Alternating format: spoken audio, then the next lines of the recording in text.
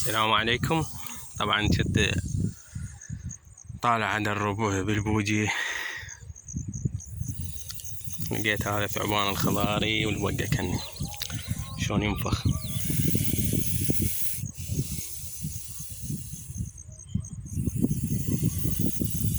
حبيت اصوره لكم وتركه، تقريبا طوله متر، ضخم. شنو صوته شلون ينفخ. راح اهده هنا، طبعا راح يفيدنا. اما خلي خلي روكي ست، خلي روكي هم يعني يعرف الحية بتأذيه من ما تأذيه. طبعا كم روكي كم فتح حلقه. راح الدبايل هنا، راح الدبايل قاعد اشوف راح شي يسوي، شلون راح يهجم. راح يموت روكي تموت، بس كان ما يضربني. شوف انا اريد اعض روكي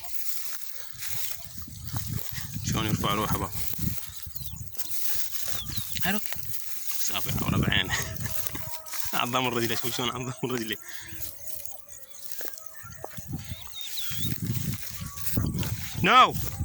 روكي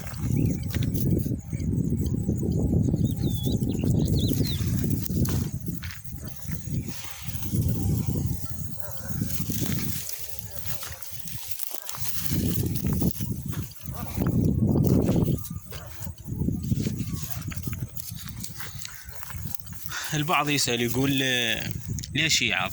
طبعا كل الحيوانات تدافع عن نفسها، حتى النملة.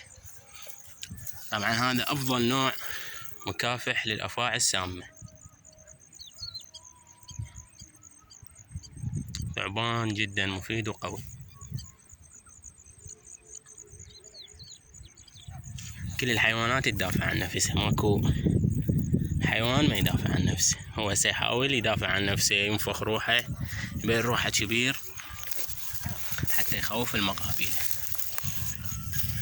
ما اريد يعضني لان هو كان مدخل راسه ونص جسمه فتحة مال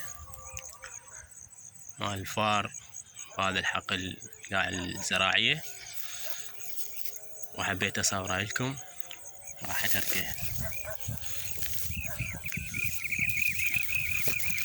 سيد خضاري.